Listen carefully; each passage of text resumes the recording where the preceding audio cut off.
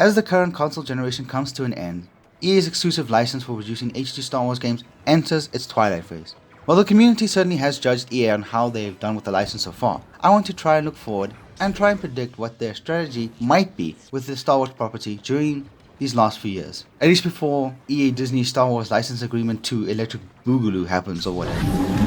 Trust in the Force, I do. First and most obvious place to start is with the next Star Wars game, Squadrons.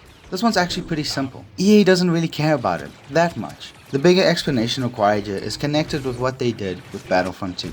See, Battlefront 2 was always going to have support cut before the next generation, sort of to make sure that they had enough resources and developers dedicated to delivering games for the next generation, with a big launch expected in 2021.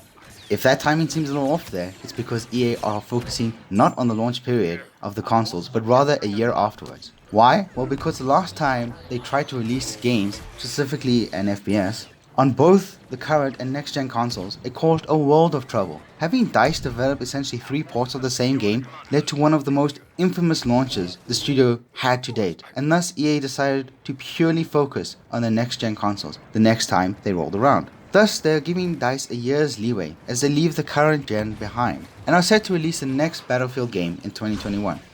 The connection, of course, with Squadrons is that EA does not seem inclined to provide support to Squadrons beyond what they have done already. Certainly not the support they're affording to their big next-gen spectacles.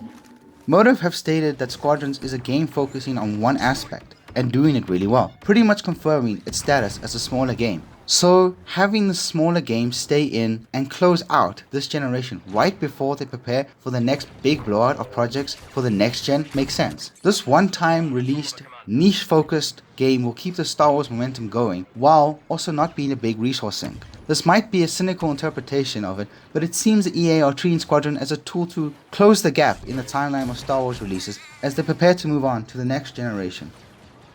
This timeline, EA seems to have as their strategy, almost dooms the idea of a new Battlefront game. See, Battlefront games are always supported for at least a year after their launch, and sometimes way beyond that. That means that the release date isn't the only period of time a Battlefront game is considered to be in, unlike Squadrons. So it could be useful to determine how long a Battlefront game typically lasts from development to end. 2 years of development is the only precedent we have for the Battlefront games. From the 2013 teaser to the 2015 release date of 2015's Battlefront, to Battlefront 2 being released 2 years later in 2017, 2 years has proven to be a decent measure for development time. For the sake of argument, let's take 2015's Battlefront and its support period of 1 year, since it was the shortest, and apply it as the support period. That means a typical Battlefront game will last 3 years on EA's timeline. EA and the devs would like us to think, with their statements, that the elusive Battlefront 3 is not in development. So using this, we can see, unfortunately, their biggest game they produce from the Star Wars franchise is not viable. If a studio starts now, the game would end support at the back end of 2023, crucially after the renegotiation with Disney. This would be a tight squeeze attempt anyways, but I highly doubt EA would risk putting out a game that would run longer than their agreement. Development commencing is possible, but actual release is highly unlikely. Okay, what if we wait until afterwards? We can even shave off some development time if they anticipate the deal might be renewed. Well then, late 2024 is a probable release date, and support could last until late 2025, despite current trends of EA supporting the games much longer than that. That would mean its release date would be 4 years from now, and 7 years since the release of Battlefront 2. While this is most likely to happen if we do see a Battlefront 3, just how far into the future it is creates a massive uncertainty, and that is often unwise to try and predict. Another huge factor is all the other Star Wars games EA plans to release.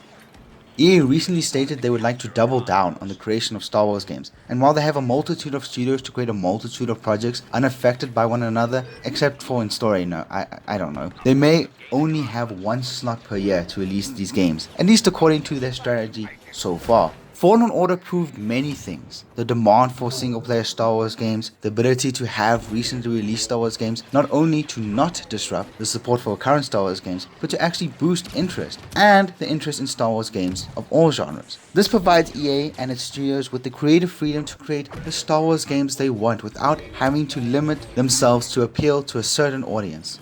After Squadrons, we don't know what the next Star Wars games will be. A sequel to Fallen Order is rumored, The rumors continue to state that a new Star Wars game that isn't related to what we have seen before is next. However, it is possible they're getting cross-wired with earlier rumors of Squadrons before it was announced. Point being is that not only does a potential Battlefront have to compete with an unfavorable timeline due to the license agreement and the next generation, but also with new Star Wars games that may have the advantage of entering development before them.